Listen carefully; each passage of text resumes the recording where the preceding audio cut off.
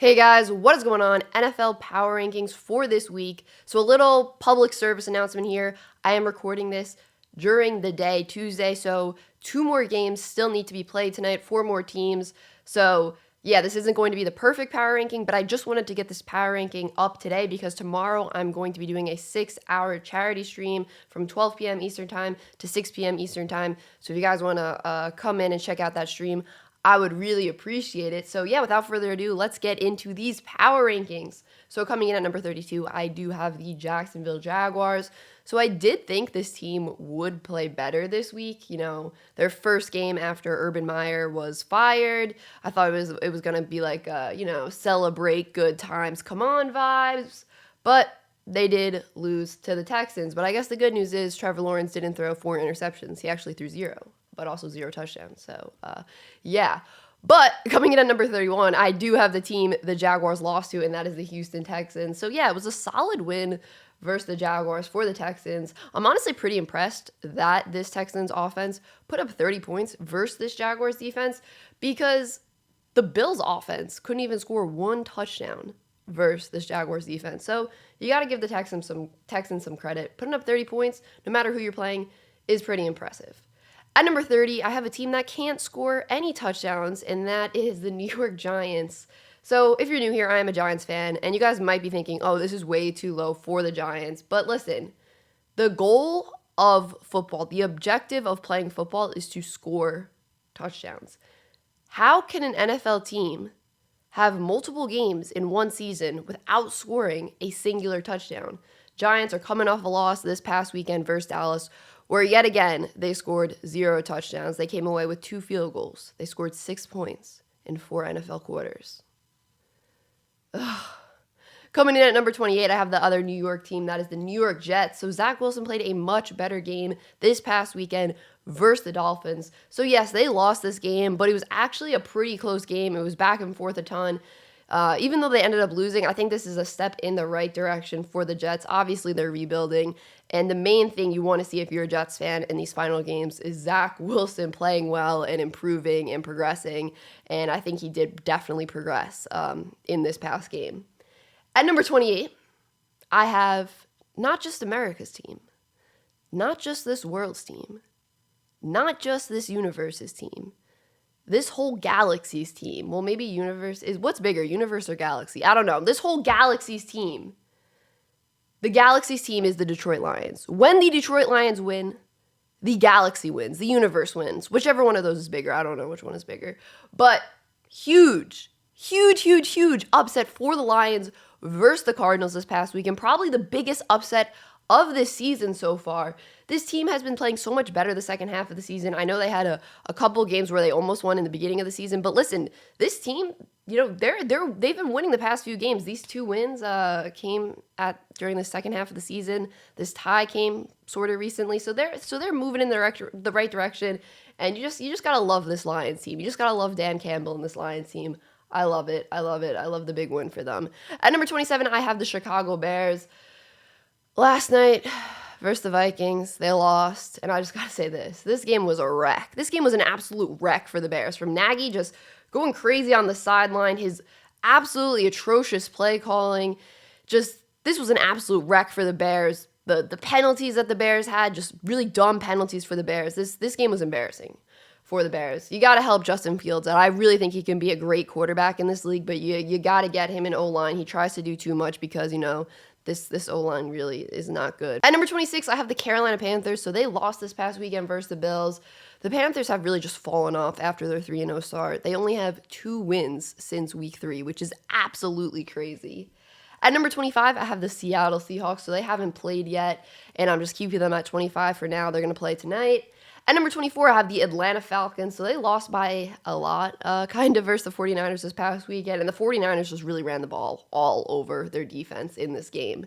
At number 23, I have the Philadelphia Eagles. So I know Eagles fans, just chill, Eagles fans. I know you guys are probably going to be mad at me for moving them down when they haven't even played yet. And I know I'm moving them down 3 spots. That's kind of a lot. But listen, they're coming off a bye. They're playing tonight. I haven't seen them play this week. A bunch of other teams in, the low 20s and the high teens won this past weekend. So they need to be moved up. I promise I will move them back up next week if they win tonight. At number 27, I have the Washington football team. And again, Washington football team fans, chill, chill, chill. I got to give you guys the same spiel that I just gave Eagles fans. Well, basically just go back and listen to that spiel, but whenever you hear me say Eagles, insert the word football team. So I promise, like I said with the Eagles, if you guys win tonight, I will definitely move you up next week in the power rankings. So don't worry, guys, don't worry. At number 21, I have the Cleveland Browns. So the Browns were definitely put in a tough situation this weekend with so many players being out and them having to start their third string quarterback, Nick Mullins.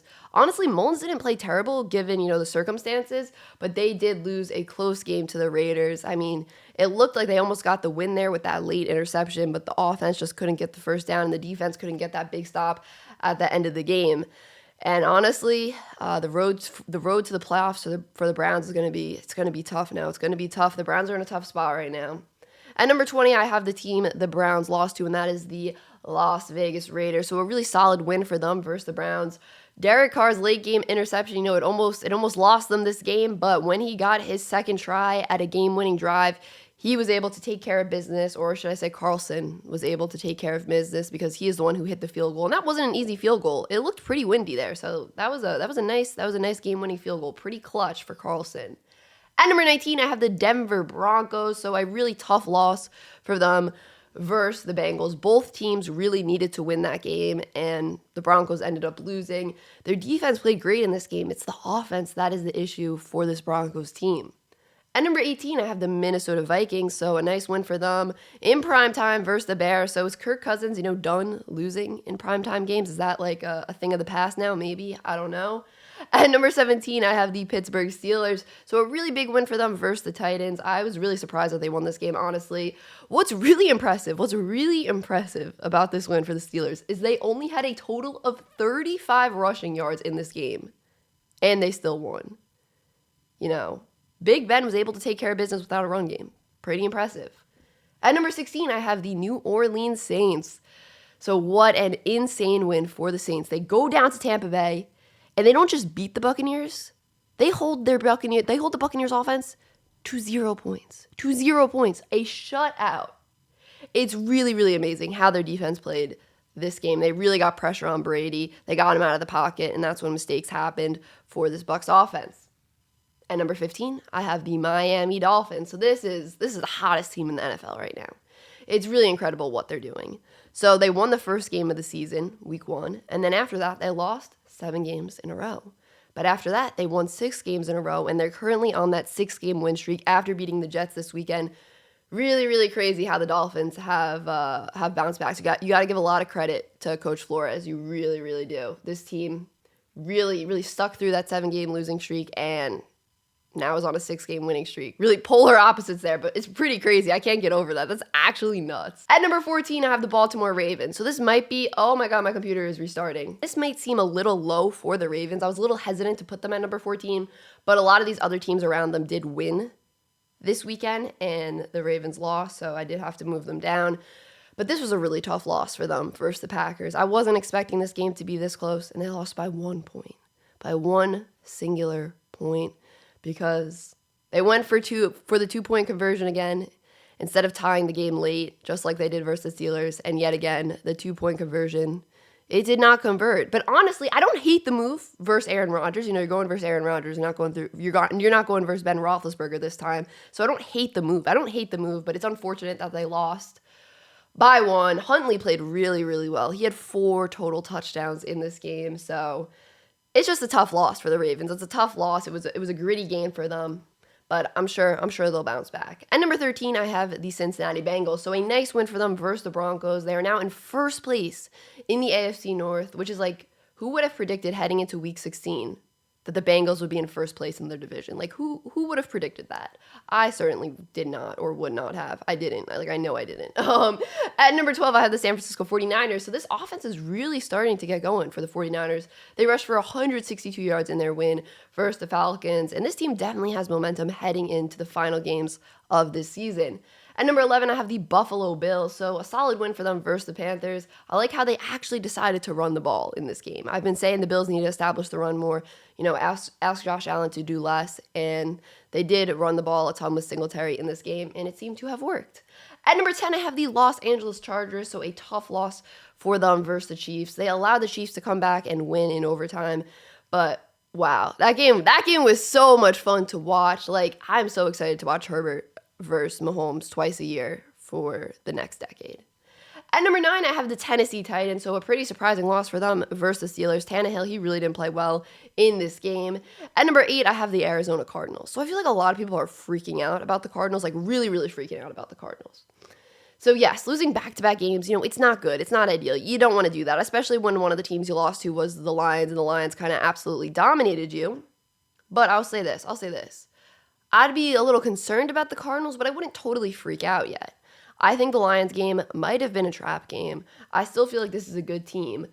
But with that being said, they have a tough game next week versus the Colts, and they kind of really need to win that game because losing 3 in a row, yeah, that's really going to cause people to freak out. At number 7, whoa, getting a little crazy here. At number 7, I have the Indianapolis Colts. So this is the team the Cardinals need to beat, but the Colts came up with a big win this past weekend versus the Patriots. This team is really starting to get going as well. Jonathan Taylor is putting the team on his back. He's putting the whole entire team on his back. Every single player on this team, even defense, is on his back. On Saturday, he rushed for 170 yards and a touchdown. Just casual Jonathan Taylor numbers. Wentz only completed 5 of his 12 passes, which isn't great. But, when Jonathan Taylor's on your team, you don't really necessarily need to throw the ball well because, like I said, Jonathan Taylor just puts the whole entire team on his back. At number 6, I have the team the Colts beat, and that is the New England Patriots. So they actually almost came back in this game, but it was too late. They only scored their first points of the game in the fourth quarter. Their first points of the game in the fourth quarter, which is actually crazy. Obviously, this wasn't Mac's best game. At number 5, I have the Los Angeles Rams. So they are also a team that hasn't played yet this week, but they move up 2 spots because of some other top teams losing this past weekend. At number 4, I have the Tampa Bay Buccaneers. And obviously, getting shut out is never good. You never want to get shut out. But I'm not concerned about this offense or Brady. I do got to say that. Fournette, Evans, Godwin, they all left this game with injuries, and AB, he didn't even play this game, so this offense had a bunch of different wide receivers playing than Brady is used to playing with. I'm not making that, I'm not saying that as an excuse for Brady or anything. You got to give the Saints defense credit. They played absolutely incredible. They did what you need to do versus Brady, which is get pressure on him, get him outside of the pocket. They executed that perfectly, but if you're saying Brady is done after this one game, you are silly. You are silly. I'm sorry. That is silly. That is silly stuff. At number 3, I have the Dallas Cowboys. So this defense just continues to play really, really well. It's really impressive how much this defense has improved from last season to this season. It's like one of the craziest transitions ever of a defense, I think. I'm still a little concerned about this offense, though. I don't know. They just seem a little off. Dak seems a little off. And I'm just waiting for them to finally click again like they did earlier this season. I know they have all the potential in the world. I know Zeke is a little banged up. I know Pollard is banged up. They have so much potential. I'm just waiting for them to click again. Hopefully that happens soon because they do need this offense to play up to the crazy potential that it has. At number 2, I have the Kansas City Chiefs. Remember earlier in this season when we were all freaking out and saying, "Oh yeah, this team is broken"? That doesn't really apply anymore. That seems like 5 years ago. This team is back to their old ways. They're back being this dominant Chiefs team. This defense was like, oh yes, we are going to play football now, and they have started to play really well. Mahomes is not forcing things anymore, and they had a really impressive comeback win versus the Chargers in overtime. Mahomes was just doing Mahomes things. When the Chiefs need to go on a game-tying drive or something, or a game-winning drive, Mahomes is going to perform, and that is what he did. And at number 1, I have the Green Bay Packers. They are still at the number 1 spot. This has been the most consistent team all season. Despite the injuries, they just continue to perform, continue to win, and Rodgers might be MVP again. This team is looking really, really good. Wait till they get some of the players that are injured back. Then it might get scary. So that is it for this video, guys. Let me know who is in your top 5 and your power ranking this week. Make sure you hit that thumbs up button. It really does help the channel. And subscribe if you want to, guys. Peace.